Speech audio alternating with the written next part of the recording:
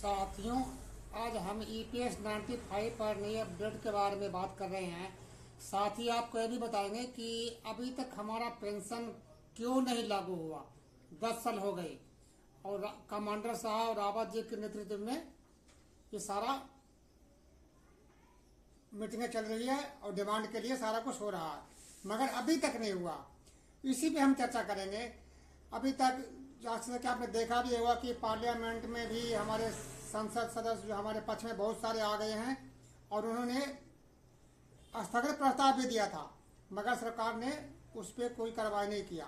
फिर भी अभी हमें पूरी उम्मीद है, मोदी जी पर उम्मीद है, ऐसा जैसा कि रावत जी ने बताया है कि उम्मीद तो है कि इन्हें कुछ ना कुछ करना पड़ेगा, लेकिन अभी तक क्यों नहीं हुआ, इसी पर हम बात कर रहे हैं। जबकि हमारी मांगे बिल्कुल जायज़ है। ये पेंशन वाले जो कहते हैं, PF वाले कहते हैं कि हमारे पास फंड नहीं है, और सर आप वित्त मंत्रालय का ये कहना है। अभी पूर्व वित्त सचिव से बात हो रही थी तो वित्त सचिव ने ये जवाब दिया है कि हमने जो 1000 रुपये पेंशन किया है ना मिनिमम, उसी से लोगों को कम से कम तो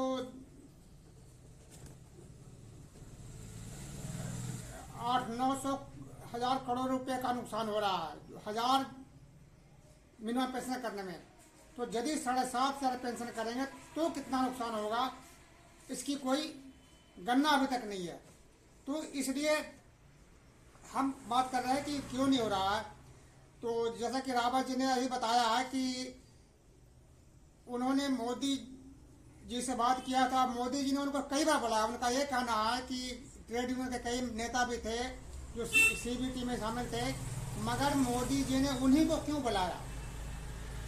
यानी इसका मतलब ये हुआ कि मोदी जी को रावत जी पर विश्वास है और रावत जी को भी मोदी जी पर विश्वास है कि वो इनका समस्या का हल जरूर करेंगे।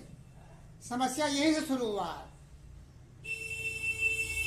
पहले मैं ये बता दूं कि हमें पेंशन क्यों जरूरी है। सरकार जो कहती है कि नहीं, इतना हमारा फंड नहीं है।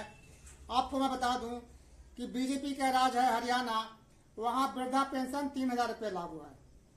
राजस्थान में करीब 1500 रुपये है। दिल्ली में 2500 रुपये है।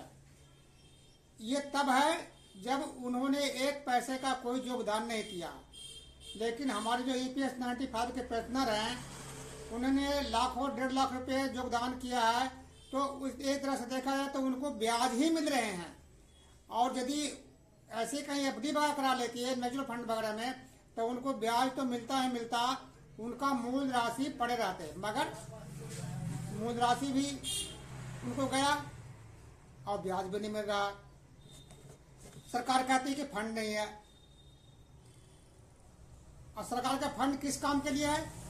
3,53,000 करोड़ रुपए उन्होंने अपने उद्योगपति मित्रों का लोन माफ कर दिया।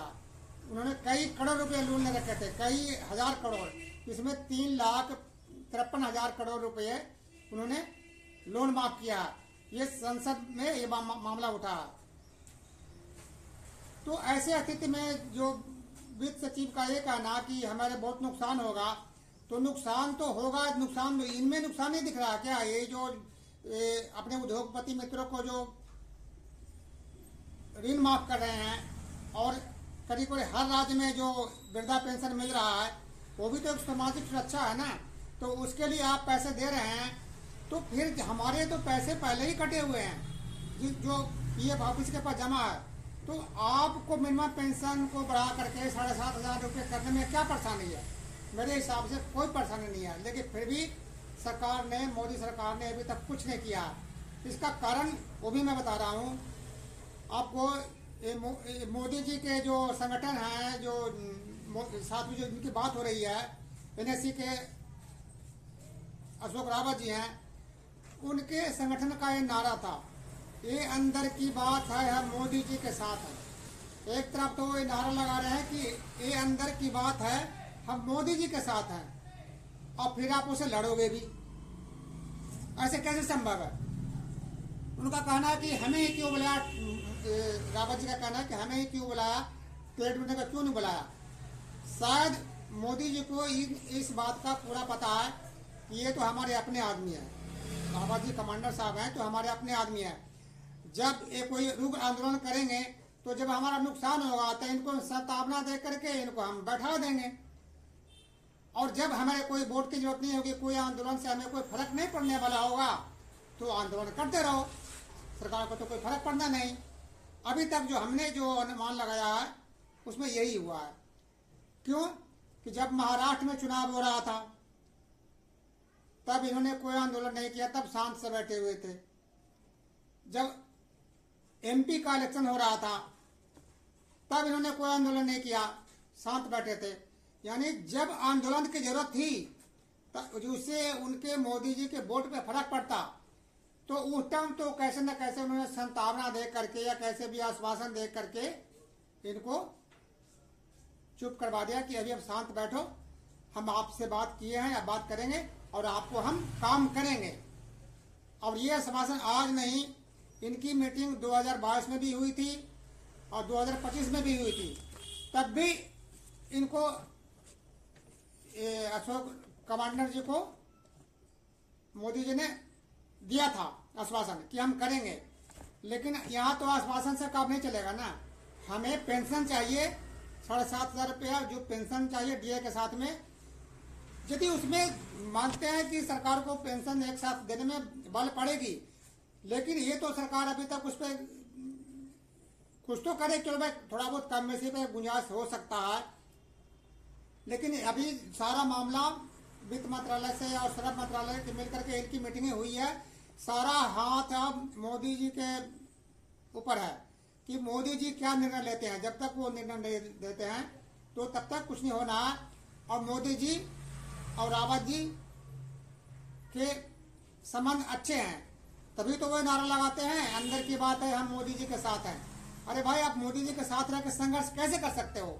संघर्ष आप तो वो तभी करेगा कोई काम नहीं जब आप उनके खिलाफ संघर्ष करोगे, उनका नुकसान करोगे, तब उनको लगेगा कि नहीं भाई, इससे तो यदि ये आंदोलन यदि उग्र हो गया तो हमारे खिलाफ जाएगा और हमें वोट का जो चोट है वो पड़ेगा।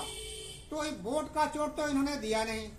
जब ही वोट की चोट की जरूरत थी, जिस टाइम आंदोलन की जरूरत थी उस टाइम ये शांत बैठ गए।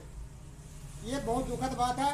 संभव है इस वजह से ही मोदी जी ने इनको समझ लिया कि चलो जब मर्जी होगा, जब इनको हम सतावना देकर बैठा लेंगे और जब हमें जरूरत नहीं होगा तो आंदोलन करते रहो, सड़क पर भूख हड़ताल करते रहो, कुछ भी करते रहो।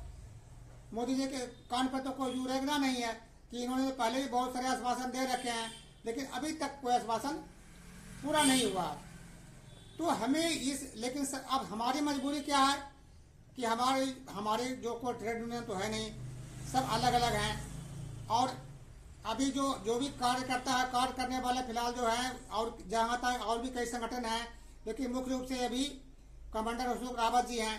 तो हमें मजबूरी में इनके ऊपर ही विश्वास लेकर चलना पड़ रहा है।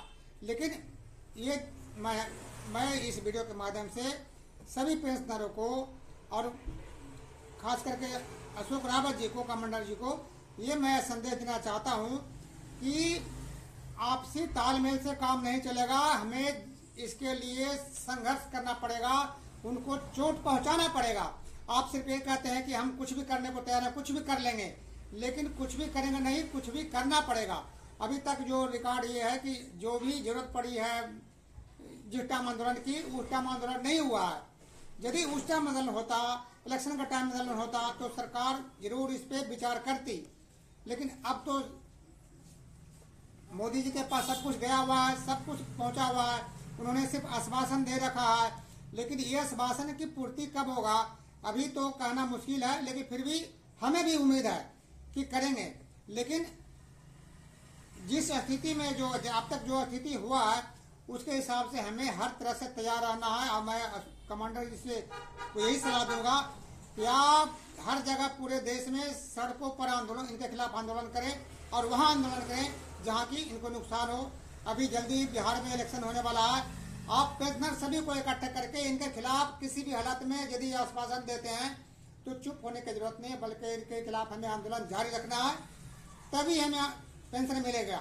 बाकी जहां तक मेरा जो समझ है कि हो सकता है कि मोदी जी के नॉलेज में हो ये बात आश्वासन दे रखा है, शायद करें, लेकिन जो सरकार जो होती है, जो भी सरकार हमारी है, वो तभी कुछ करती है जब उनको लगता है कि हमें नुकसान पहुंचाया जा रहा है।